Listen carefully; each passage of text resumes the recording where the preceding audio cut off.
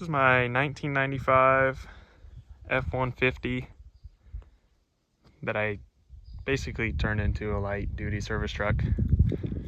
I thought I'd do a quick walkthrough video because I'm switching trucks and mostly I want to remember what this one looked like before I switched.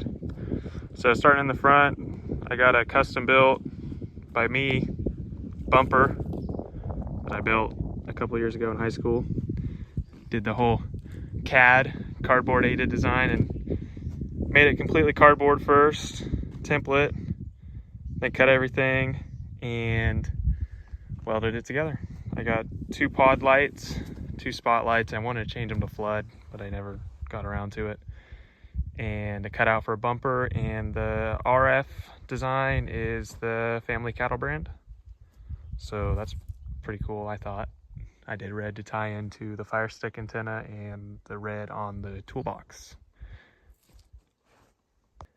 It's sitting on a 4-inch BDS level lift, and it's pretty heavy, so it squats a little bit. I was thinking about doing 4-inch springs in the back. It's just got the lift block, but I never got around to it. So there it sits. I did the CP Attic headlights with LED turn signals and LED bulbs. They're pretty decent. Actually, I had to change the bulbs out because the bulbs died. I don't really know why that happened, but it did. So going around the side, it's fairly clean. Short bed. I kind of wish it was a long bed, but it works good for what I do with it. And inside, we got a 5-speed because, you know, you got to have one of them. And I got my stream light, which isn't plugged in right now because it's fully charged and the truck was sitting for a while, but it is run up into the cigarette lighter under there. And then I got my aux beam 6-gang panel down there. That's only got 3 hooked up. It's got that light bar and those cubes. And that last one right there is hooked up to my inverter that I'm running in the back. So I'll show you that in a minute. But yeah, I got my stream light and my O light. That light's pretty sweet. It's hooked up to a magnet that charges it in the back. So it's charging all the time too. That's kind of it for in there. It's just a 95 truck.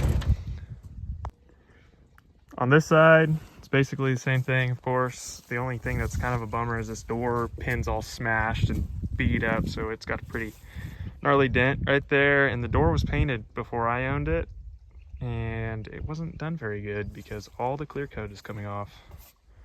So that's kind of a bummer. Coming around back, I have 3 weather guard toolboxes. I love them. They're the best you can get, pretty much. This one's deep, which is super awesome. I'll show you why in a minute. And then, you know, you always got to have a garbage can and an ice chest and a gas can and a shovel because you never know what you might get into.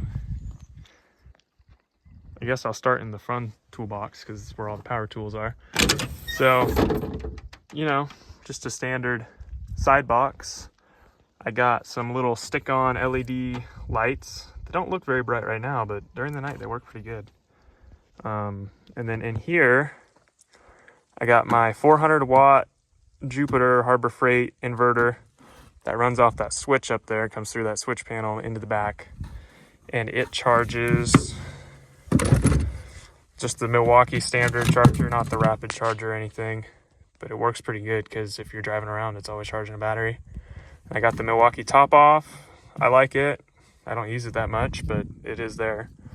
I found you can fit 3 5 amps and a right angle rotary tool in that spot. That's my wiring. I ran it through the bed, up here along the rail, and it comes through. There's a grommet, I think down there. Nope, down there.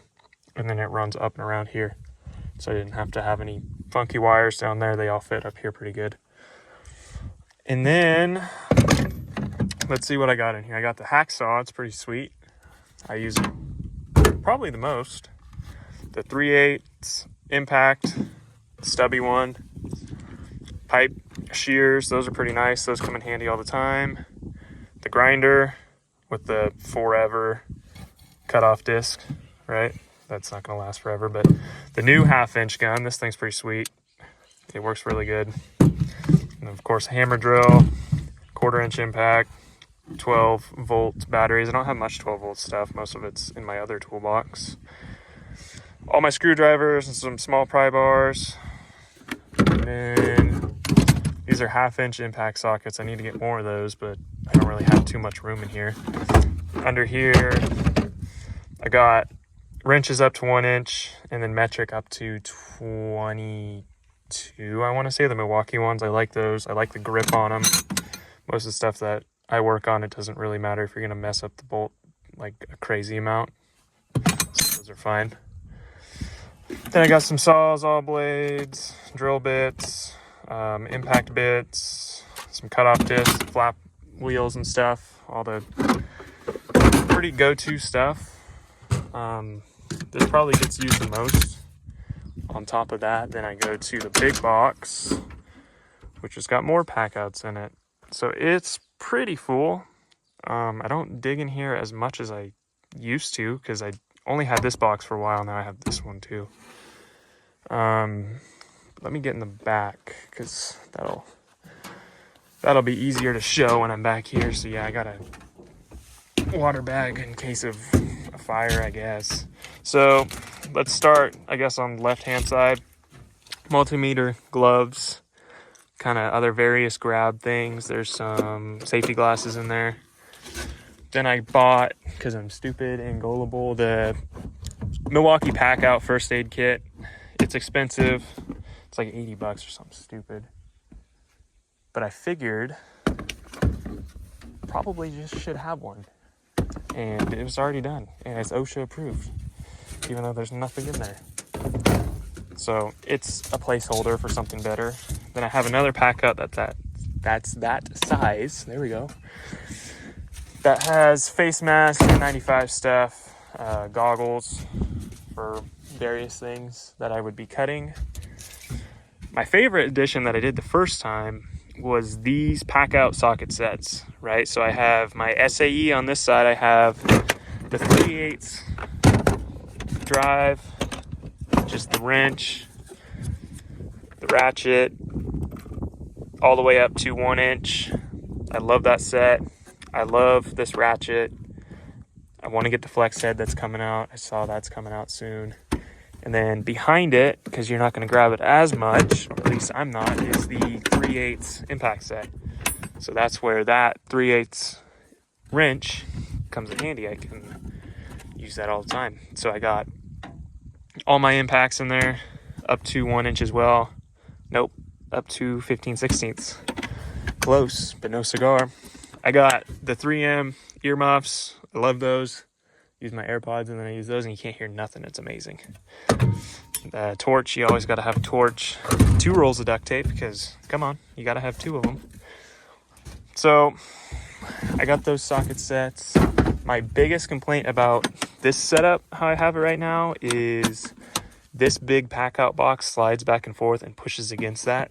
So I should have put some sticky tape or something on the bottom because I can't fit this in there and slide the pack. I mean, they barely fit, as you'll see in a second. So it's kind of a pain to work in there.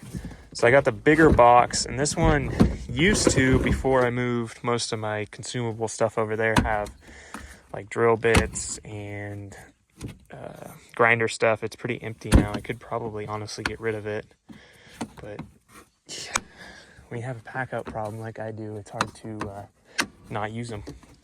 So I got that. Set that on the ground. The big box on the bottom is all the stuff that would suck if it spilled in here. So it's got engine oil, it's got coolant, it's got power steering fluid, Teflon tape, pipe dope, anti-seize, brake cleaner, all that stuff. It's kind of a pain to reach down there to get it, but man, I had some stuff spill in here one time and it was a disaster. So that is my solution. I have, this is kind of in here seasonally. It's got mailbag stuff in it. not always there. I got a 1/4 inch, because it was on sale, Quinn set, and I've only used it a couple times, but it is pretty handy. So the only thing I wish it was flex head ratchet, because I'm a sucker for a flex head ratchet, and I don't have that many of them. Besides that, I have another Packout bag that's kind of a placeholder too. It's got some miscellaneous stuff. It's got a framing hammer and a square and some other precision stuff. And then we kind of move into the more of a mess side. I got my welding helmet. Even though I don't have a welder in here, it's nice to have that. Bigger ball peen. Then I got my OSHA hat just in case, you know. You always got to be prepared. Some consumable gloves, safety vest. It is really a mess in here, but I don't ever go in here. Jumper cables, you can't never have jumper cables. Some heat shrink. And then on this side, I got some gloves. This is all the metric version of what was on that side, except for this, which is just some nuts and some bolts, some more heat shrink, some butt connectors, all the stuff that's nice to have when you need it, even though none of those bolts are long enough every time I go for one. So you're kind of scrambling still, but yeah, like I said, just the flip of the other side. So I got the metric ratchet set, and I got some hand cleaner down there. These Kimball wipes are amazing. These things are pretty rad. And yeah, you see the toilet paper, you never know. Sometimes when nature calls, you have to be unprepared for that. So I'm gonna put this stuff away and I'll jump into that last box. So the last thing I got here is the passenger side box. We got boots in there. Those are kind of in the way. There's not much in this box because I have the Milwaukee chainsaw and it leaks oil everywhere. So all the stuff in here is sacrificial. 3-foot pry bar, some pliers. These Doyle ones are good because, as you can see, this gets moisture in it and they aren't too expensive. Fire extinguisher, can't not have one of those all the time. There's some batteries down there, some of the bigger, I think there's a 6 and maybe this has a 12 in it. No, that has a 6 in it. There's a 12 in there. Some PVC glue. And yeah, this one doesn't get open too much, but it's awesome to be able to have a chainsaw all the time because especially around here, there's always trees down. And even just that little one, that thing will do wonders. I mean, some of the ones I've ran before, they've never been sharpened and they're years old. And that electric stuff just has so much torque. Don't get me wrong, I'm still reaching for the gas one if it's around. But man, that electric gets the job done and it's so light, you don't have to start it. All you need is oil. It's pretty nice. So yeah, now besides that, it's just a fairly light pickup. It's nice because it's kind of muddy right now and it's not going to get stuck as easy as the 1 ton that I'm switching to. It's hard because I love this pickup and it does almost everything I want except tow things. It's really, really bad at towing.